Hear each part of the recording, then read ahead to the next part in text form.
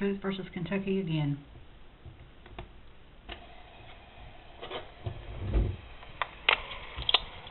July 14, 2015. Yolanda. Recorded for quality control purposes. Información en español o prima uno.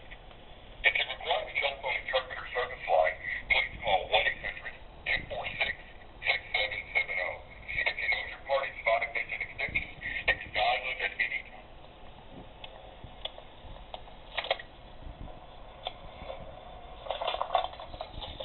Please hold.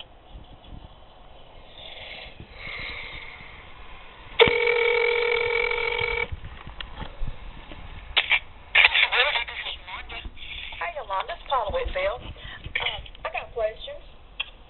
You got a minute? Well, you can take it to the security office and they can get it scanned into your file. Oh, okay. Well, where I live, I talked to them and they said that they know my condition, my health, and they're not going to require me to do the 8 hours community service. So I figured that would be information that you would need. Maybe? I don't see why. Why would we need? Because they know my condition. Right, but just because they won't require you to come doesn't mean that you're disabled. It won't. Unless you've been seen by a doctor and you've got medical evidence signed by a doctor that says that. Huh. So I have to go to a doctor and let him mess me up to get medical evidence? No, ma'am, I'm not saying that at all. That's not what I said. No, ma'am. Okay. Well, also, I'm looking at my records, and Dr. McBride said on the paperwork that I had mild something on my knees, but he told me in person it was serious. Well, would you like that? Go ahead. I kind of go by what he said, what he typed and what he signed. If he says it's more serious than that now, or if he wants to amend anything, he needs to send it to us in writing with his signature. So his verbal saying that don't count? No, ma'am. Wow. Alrighty. Okay, well, anything you need going on here? Well, you are going to still keep that exam. You've got an exam coming up August 26th. Yes, as far as I know. Okay. No, that's it. We'll just keep that exam, so. Okay, so without the exam, you're all going to, if something happens and I don't make it, or she says that I'm not mental or whatever, then that will mean that I'm not disabled under your rules? Is that what you were allowed for, was mental issues? Well, that word allowed, that's what the word that Todd used, I believe. Before he said affective mood disorders and substance addiction dependence. You're addicted to alcohol. Okay, somebody got something crossed there. Okay. Well, it said depression and alcohol is what he told me. So if I'm not mental, I'm going to go to the physical. Because then you've got physical allegations now too. Heart and lung problems, hepatitis C, your back, knee bone. Well, both the knees are caving in. Okay. Well, I mean, after he gets mental addressed, then we've got to go to the physical side, so. Alrighty, let's see if there's any questions I've got while I've got you on here. Oh, this lady that's doing this, this psychologist, what do you know about her? Anything? No, ma'am, I don't. I'm not part of the scheduling section at all, or that works with the doctors at all. It's not an invasive thing. You should allow for it to be about an hour, and they will first just ask your history, and they'll just it's just talking to you. There's nothing else that will be done. No. Oh, how many people will be involved? Just her or more than one? Just her and you, and I think your letter states you can bring one other person. Well, if she can make it. Yeah, if she can make it. Yeah. Alrighty then. You have a good day, dear. Thank you. You too. Now, you heard her when I said that the doctor said it was serious. You heard that evil laugh. Okay? Now, on the paperwork, it says that they question people about my abilities and how I do. Now, the Municipal Housing Authority knows that I can't do 8 hours community service, but she doesn't need that. On this paperwork, it asks, do you go to church? Church is an hour or two long. Now, the exam is going to be about an hour long. Now, as she is a nice lady, I don't trust her. Now, on this other paperwork I'm fixing to show you, it says that your daily activities need to be addressed. Well, if the Housing Authority knows my daily activities, I mean, there's people around here, they have workers and everything, that should be admitted into my file. It also states that the determination will be made on the current evidence in my file. She just named off 4 or 5 things that are relative current information, medical information in my file. And there's a whole lot of other stuff, but that's just the major stuff. So why do they need the meal evaluation? They don't.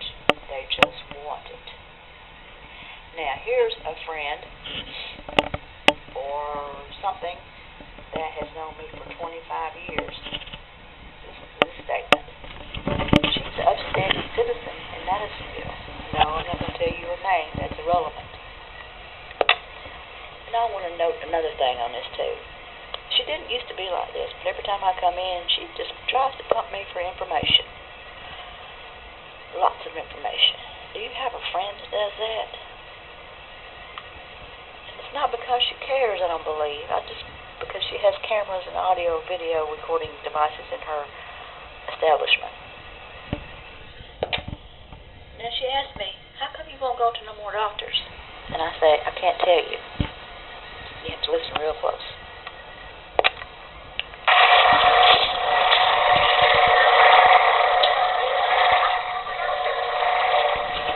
Can't tell you.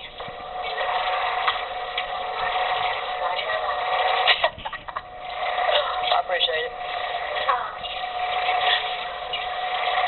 So you've not for doctors for anything? Nothing. Ever. Oh.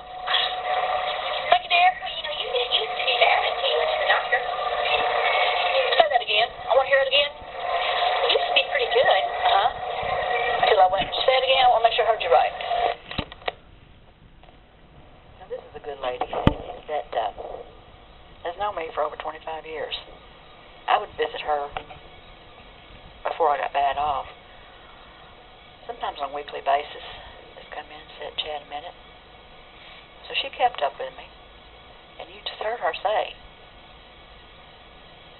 you used to be all right until you went to the doctors. She's telling the truth. That's the God-honest truth. And I bet most of you out there, if you wasn't medicated, you would see the same thing. That you used to be all right until you went to the doctors.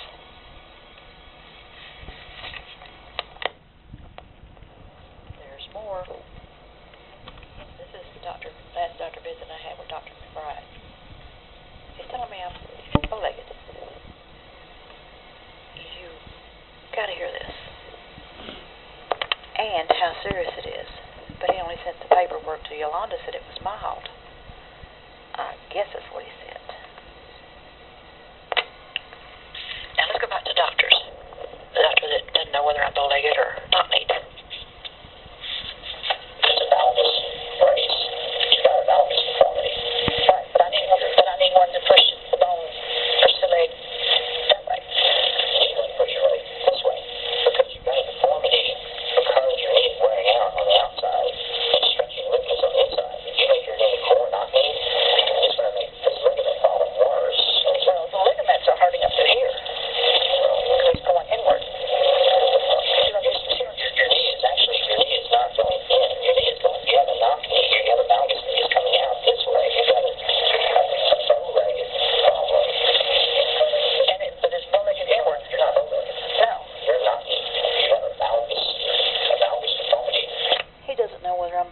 not need. Here's one. Why were you doing that? I don't know why they do that. Most of what they do is designed around your nervous system. And actually, I had one lady who, personally, I don't think it does anything, but it's okay. It doesn't harm anything. But I had one lady, this was many years ago, that told me that device ruined her body. Basically, her total body pain after that being used on her. I think it's shoulders. Why would doctors intentionally cause a person to have damage? Because then you will need pain pills and then you will self-destruct. It's intentional. I believe. Well, my hip, when I'm walking, just dropped. And a lady in another drugstore says that this is slippers. I wonder if that could be from that. From your kneecap? Yeah. Yeah, okay. No, your kneecap pops out of place. Or slips. It's somewhat, but that's as far as it'll go.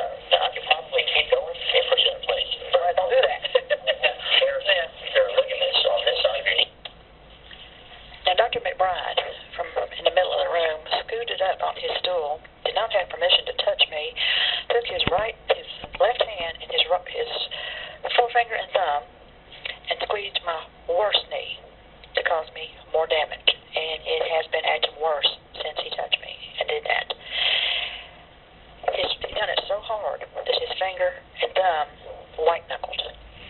He had a nurse sitting on the door, which is his employee, that verified that didn't happen. Oh, listen, it gets better. All the way. Now, for part 2 of video 8.